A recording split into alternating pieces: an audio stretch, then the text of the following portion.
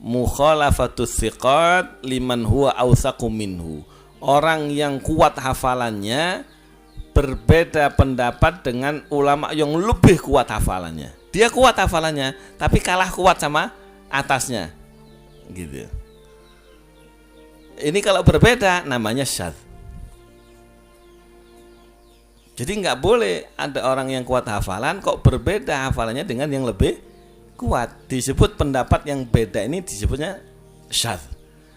Loh, kalau orang dhaif, orang bodoh bertentangan dengan orang yang kuat hafalan, namanya pendapat mungkar. Jamaah ngeyel sama ustadz, mungkar.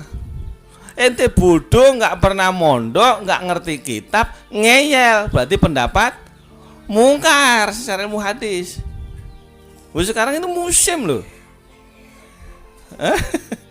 Kalau dia hafal, ngaji kitab, pernah mondok, tapi lokal, bertentangan dengan ustadz yang mondoknya Jawa Tengah, Jawa Timur, Jawa Barat, habis mondok lagi ke luar negeri. Yang lokal ngeyel, berarti syadz. Ya oprek, syadz. Dia pernah mondok, ngerti, tapi kitabnya ngopinya kurang pahit, ngajinya kurang jauh, gitu loh.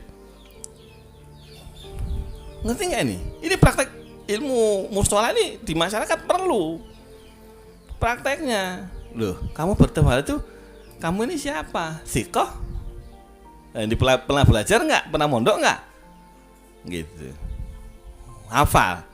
Mondok pernah, tapi di pondoknya ngantuan kayak gitu ya. Di pondoknya main layangan, ngaji kagak, main bola, nguber kijing. Nah, kita kan dulu pernah ngalamin, soalnya mondok nyari kijing itu ngalami saya. Makanya kalau ada yang lebih pintar bertentangan, wah pendapat kita syadz. Karena saya bertentangan dengan yang lebih pintar, yang ahli hafal gitu. Sama saya juga muridnya beliau. Untuk berapa saya begini. Loh, ntar dulu sesama guru dilihat dulu kualitas muridnya ini. Mana yang lebih hafal, yang lebih rajin, lebih nyatet. Ini sama muridnya, tapi ngantuan, nyatet kagak, hafal juga hancur, ya lah. Dia berpendapat nyeleneh. Pendapatnya berarti ngerti nggak ibu ini?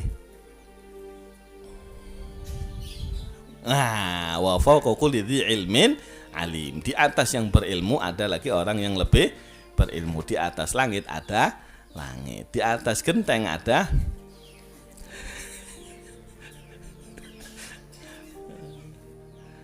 ngerti? Ini contoh, mumpung lagi lewat contohnya. Kamu sih mau rapat masjid, yang hadir siapa dalam rapat itu? Pakar masjid, ahli mondok, ahli enggak, ribet sesama jamaah, ahli mungkar. Akhirnya menimbulkan kemungkaran, masjid musola enggak apa-apa dibongkar. Ini pendapat mungkar ini. Siapa yang berpendapat coba? Mulai mau dibongkar deh. Siapa yang berpendapat coba? Ahli mondok, apal hadis, apal ayat. Lu gak ngapal apa-apa kok. Gak ngerti kita, bongkar musola, ikut pendapatnya siapa? Ikut pendapatnya orang ahli mungkar itu. Kecuali di situ ada ustadz. Cek ustadznya mondok di berapa tempat, berapa kitab dia kuasai. Kan gitu atuh. Yang logis atuh. Ikuti pendapatnya penyumbang. Loh, penyumbang iki sopo? Akhirnya kalau ngikuti semuanya yang karena ada yang nyumbang sudah kadang nyumbang. Kalau niat bangun musola, cari tempat yang kosong, belum ada musola itu loh. Jangan yang sudah ada dibongkarin. Ini pendapat mungkar ini. Kurang ajar itu. Potong, share. Ini mulai kurang ajar ini. Akhirnya orang yang nyumbang, amal jariahnya gimana tuh nasibnya tuh? Hilang tuh. Waktu bangun kakak ikut nyumbang, ikut bongkar. Apa judulnya pembangunan masjid? Salah, pembongkaran masjid. Kan gitu. Mana penghancurannya? Enggak ada. Amal jariah. Wah, mari amal jariah. Apa jaminannya jariah saya tidak Anda bongkar lagi? Ada jaminan? Enggak ada jaminannya. Karena bodoh. Allah. Itu pendapat mungkar sekarang itu banyak itu di masyarakat itu. Goblok, nggak pernah mondok, nggak ngerti ayat, nggak ngerti hadis, nggak ngerti fatwa ulama, bongkar masjid, hancurin masjid. Harusnya polisi tangkapin DKM yang goblok-goblok kayak gitu itu.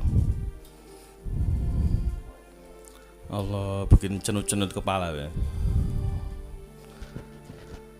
Lah, Allah.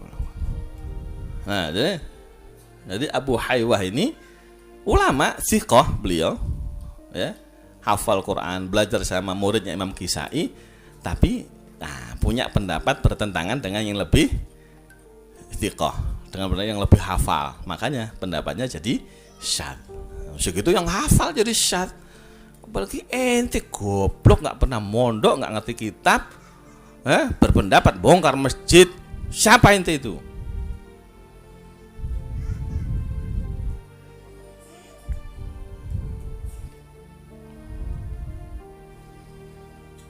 Kirim, di-share nanti.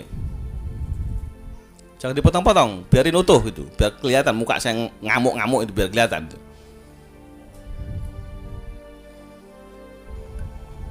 Daripada muka saya yang dihantemin sama Allah Ta'ala.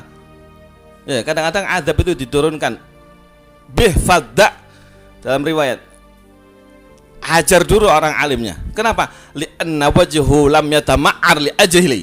Karena wajahnya tidak pernah marah gara-gara saya. Wajahnya senyum tok, cari muka tok biar bantuannya cair kan gitu. Biar diundang lagi ngisi dapat amplop kan gitu. Enggak pernah DKM dimarahin sama sekali. Aku yang digebukin dulu sama Allah Ta'ala. Enak weh. Toknya keras, biarin. Yang penting kau selamat goblok. Enggak peduli ya. Kita punya anak, kalau sayang kan perlu dimarahin kan gitu. Kalau kita nggak sayang sama umat, kasihan. Kasihan yang nyumbang, kasihan yang jadi tukang gitu. Apa nggak ada hisapnya semua ada.